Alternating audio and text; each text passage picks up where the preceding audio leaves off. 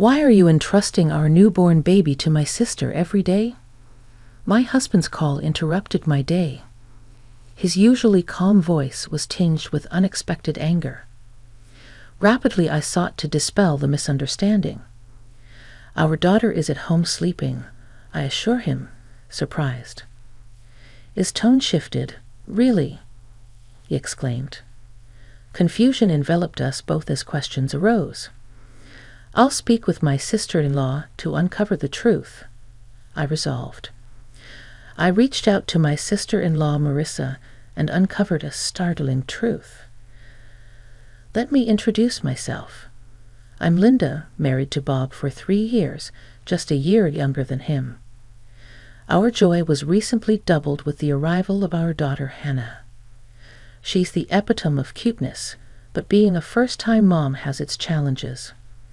With my parents living far away, I didn't have the luxury of heading back home after childbirth. Since leaving the hospital, I've been navigating this new world solo. During the day, I must admit, I've been getting by largely thanks to Bob's unwavering support. Despite his long work hours, he's always there for Hannah and me, never once complaining. His gentle demeanor eases any parenting stresses I encounter, whether it's struggling to soothe Hannah to sleep or tending to her cries in the dead of night. His presence has been a lifeline, and I'm immensely grateful for it. So you can imagine my shock when he called, his voice laced with unexpected frustration. Linda, Mom just called me. What's going on? He demanded. Confused, I replied. Your mom? What are you talking about? Why would we leave our newborn with Marissa every day? His mention of Marissa caught me off guard. She's Bob's sister, residing just a short walk away with their parents. Marissa, working from home, also takes care of her mother, making her quite flexible with her time. My husband's critique persisted. Leaving a 3-week-old baby? I couldn't fathom doing that. Marissa hasn't cared for a baby before. I get that you're tired post-birth, but you should have talked to me before entrusting her to Marissa, he expressed, his worry palpable. His distress signaled that this was no ordinary misunderstanding. Wait, I'm lost. Marissa caring for a newborn? Why did your mom call you? Why would I need your consultation? What do you mean leaving Hannah with Marissa? Have I been doing that? I countered, utterly bewildered. It's been nearly 2 weeks. Marissa didn't complain, not wanting to strain your relationship, but Mom couldn't stay silent, he clarified. Bob's revelations stunned me.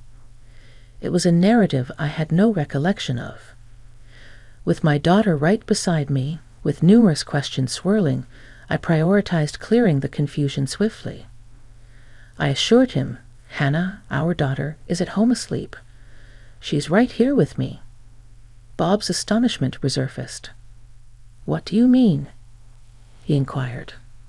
I'm just as confused as you are. Honestly, I've been following the advice to keep newborns indoors, so besides medical appointments, I haven't been anywhere. I haven't even visited your family's house, and it's been a while since Marissa came over after Hannah's birth, I clarified. Then whose baby is Marissa caring for? Bob pondered aloud. I wish I knew. Why would Marissa fabricate looking after our baby? Each question seemed to spiral into another, leaving us both puzzled. As the lunch break chimed through the phone, I made a decision. I need to speak with Marissa. I want to understand why she might concoct such a lie. If there's a misunderstanding, and she thinks she's caring for Hannah, that's concerning. I'll also call Mom, I announced. Bob paused before expressing his regret. I'm sorry for doubting you. I was just really worried about Hannah. It's all right. You're concerned about Hannah, aren't you? Besides, when I told you she's right here, you didn't doubt me. You trusted me, I comforted him. After our call ended, I wasted no time dialing my sister-in-law's number. Marissa, do you have a moment? There's something I need to discuss. I started. Linda, I need to talk to you too, Marissa replied. Marissa and Bob are close in age, which is why she's the same age as me. Despite being my sister-in-law, we've always had a good relationship, even growing up together when I was dating Bob. So it puzzled me why she hadn't mentioned anything about this situation. I couldn't fathom why she would fabricate such a story. Well, now's a good time, I replied. Bob just filled me in, Marissa. What's this about you looking after Hannah? I haven't left her with anyone, I questioned, bewildered. Huh? Marissa's surprised voice followed, accompanied by the sound of a crying baby. It seemed she was indeed tending to an infant. Listening to Marissa's reaction, a realization dawned on me. Marissa wasn't fabricating anything. She genuinely believed she was caring for Hannah. To dispel her misconception, I began to explain the truth. Hannah's right here with me, fast asleep. I'm really baffled by all of this, but how did you end up with a baby, Marissa? And why do you think it was Hannah? I asked, seeking clarity. Marissa replied, shedding light on the situation. Last week, Dad dropped off a baby with me. He said, Linda seems overwhelmed, so you should assist her with the baby. This revelation left me dumbfounded. Then Marissa disclosed another shocking detail. I was terrified because I've never cared for a baby. I hadn't heard from you, Linda, and when I considered calling you, Dad warned, if you contact Linda, she'll just stress out. Show some consideration for your sister-in-law. I have my own responsibilities, even when I'm at home. It appeared that my father-in-law's deceit initiated this chaos, but the identity of the child Marissa was caring for remained unclear. Thinking that confronting my father-in-law directly might solve the confusion, I inquired if he was home. Unfortunately, he's out at the moment. Lately, he returns home late in the evening, takes the child Marissa has been tending to, claiming he'll return her to Linda, then leaves again. He usually returns in about 20 to 30 minutes, Marissa explained, frustrated by my father-in-law's manipulation involving my daughter and me. Feeling compelled to address the situation head-on, I decided, understand. I'll discuss this with Bob, but we might visit tonight. Before ending the call, I promptly emailed my husband detailing what I learned from his sister. We should ask Dad directly, came the suggestion. So when Bob returned home, we made our way to my in-laws. Along the journey, Bob recounted his conversation with his mother. Mom was also quite upset to discover that the child she thought was her grandchild wasn't. That's a significant shock, isn't it? I didn't envision Hannah's first family gathering unfolding like this. It's quite a complicated situation, he elaborated. Upon reaching my in-laws' home, we found my mother-in-law and sister-in-law both appearing bewildered as we entered. Marissa spoke up. Bob, Linda, Dad mentioned he would return the child we've been caring for, but he hasn't returned yet. Understanding the situation, Bob intervened.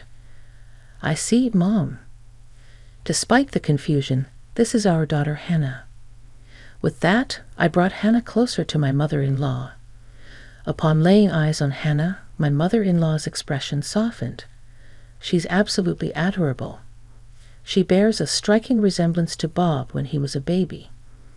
I'm thrilled to finally meet her, and Linda, you've done remarkably well, she expressed with sincerity. It's all right. I'm just as perplexed as everyone else, I responded. Just as I spoke, Marissa chimed in, I'm baffled too. Who is this child I've been caring for? I don't understand why Dad would lie like this. I've been putting in so much effort believing it was Hannah. He should consider my feelings too. Marissa's frustration mirrored my own towards her father-in-law. Attempting to lighten the mood, Bob interjected, But Marissa, you've met Hannah before. You should have noticed it's a different baby. Well, don't all babies look alike? I thought something was off, but I assumed baby's appearances changed quickly. Marissa hastily defended herself. At that moment, our father-in-law returned. I'm back. Wait, why are Bob and Linda here? Our father-in-law's panic was palpable. This deception stemmed from him. The rest of us shared disapproving glances, each silently accusing him. Struggling under the tension, our father-in-law began to stutter. "Oh, Linda, it's been some time. What brings you here? Did you forget something?" He attempted to divert attention. Turning to Marissa, he added, "Marissa, what's going on? I asked you to check for forgotten items." Seething with anger at our father-in-law's manipulation, using mine and my daughter's names in his deceit, and then shifting the blame onto Marissa, I instinctively held my daughter closer, feeling the tension radiate through the room. Both my husband and sister-in-law shared the same sentiment, their fists clenched in frustration. It was me who broke the silence, the anger evident in my voice. "This is beyond unacceptable, even for you." "What do you mean?" My father-in-law seemed startled by the intensity of my tone. My husband and sister-in-law echoed my sentiments, demanding answers. "Dad, explain yourself. Linda has never left Hannah with anyone. Why would you fabricate such a lie? There must be a reason for someone to care for a stranger's newborn, right?" "That's correct. You manipulated me into caring for a child." "Who is this baby? I'm terrified, even if it's my nephew, let alone a stranger's." "I won't tolerate it anymore," Marissa interjected with rapid-fire conviction. My father-in-law was speechless, while the three of us continued to glare at him, demanding the truth. However, my mother-in-law's reaction was different. She turned pale, murmuring, "No, it can't be. You're not still involved with her." Her words left my husband, sister-in-law, and me stunned. My father-in-law began to sweat, feigning innocence. What are you talking about?" He stuttered, attempting to deflect. But my typically calm husband had reached his limit. "Dad, enough with the act. You've been playing dumb all along. Do you think you can deceive us? We know you've been lying about everything. Just come clean," my husband persisted. "Wait, Bob, please calm down." I attempted to intervene, but my husband persisted. "Dad, you've been manipulating Linda and Hannah to cover up your deceit, and you owe Marissa an apology. Caring for a newborn is a monumental responsibility, even if it's your own child. Consider how overwhelming it must have been for Marissa, who has never experienced parenthood before," my husband continued. Once he started, my husband couldn't halt his tirade. Despite whatever excuses our father-in-law might conjure, my husband remained steadfast. Perhaps realizing he couldn't evade the truth any longer, my father-in-law spoke softly, and then he confessed to the unbelievable truth. "That child is mine." At his admission, my husband's momentum dissipated, his mouth hanging agape in disbelief. Marissa and I were equally stunned into silence. It was my mother-in-law who shattered the quiet, her voice quivered, tears brimming in her eyes. "I knew it. You're still involved with her. I was foolish to forgive you before." "Involved with her?" my husband queried, puzzled. In response, our father-in-law's complexion paled even further. Ignoring him, my mother-in-law continued, "He had an affair. It happened around the time you two were getting married, about 3 years ago. He promised me he'd never do it again, and I forgave him. But now, that's why I thought Hannah bore a resemblance to Bob. She's his flesh and blood, after all. I thought she was my true grandchild." Unable to contain her emotions any longer, my mother-in-law broke into tears. Witnessing her distress only fueled my anger towards my father-in-law. My husband regained his composure, unleashing his wrath upon her father-in-law. "You're despicable, Dad. You not only deceived us, but betrayed Mom twice. How could you stoop so low? I can't fathom that someone like you is our father." Bob's outburst was followed by Marissa's incredulous response. "What do you mean by my child? Are you joking? You had a child with your mistress and left it with me? I can't believe this. How could you do something so despicable? I never want to see your face again."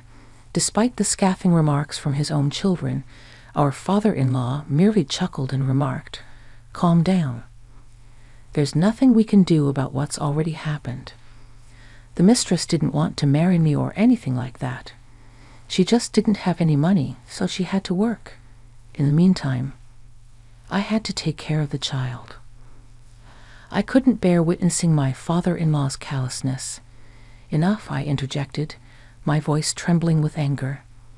"This isn't a laughing matter. A life has been brought into this world. Do you grasp the gravity of that at your age?" My father-in-law seemed taken aback, losing his balance and falling onto the ground. However, instead of offering assistance, Bob and Marissa hurled insults. "You worthless old man, you're no longer a father. I can't even stand to look at you. Get out of our sight," they exclaimed. Even faced with their fury, my father-in-law attempted to downplay the situation, saying, "Don't say such things." My lips tensed as I stared daggers at my father-in-law. "I no longer have the patience to tolerate someone like you. Let us get divorced," I declared firmly. My father-in-law's smile vanished, his face contorting with wrinkles as he became serious. "But didn't you forgive me last time?" he pleaded. However, his attempt at manipulation was futile. "Yes, I forgave you for your infidelity, but I won't tolerate your disrespect any longer," I retorted. "Having you out of our lives brings peace to our home. Then so be it. And as for my survival, I'll manage just fine without you," I added as my father-in-law clung to my mother-in-law's feet. I watched him with disdain. Bob and Marissa mirrored my sentiments, their gazes cold and unwavering. It was evident that everyone in the room had reached their limit with my father-in-law. Marissa erupted in anger. "I'll take care of Mom, so we'll be fine without you." "But how do you plan to live? You've always relied on Mom for everything, from cooking to laundry." Marissa's words visibly rattled my father-in-law. He turned to my mother-in-law with pleading eyes. "You wouldn't leave me, would you? We spent decades together. You can't imagine life without me, can you?"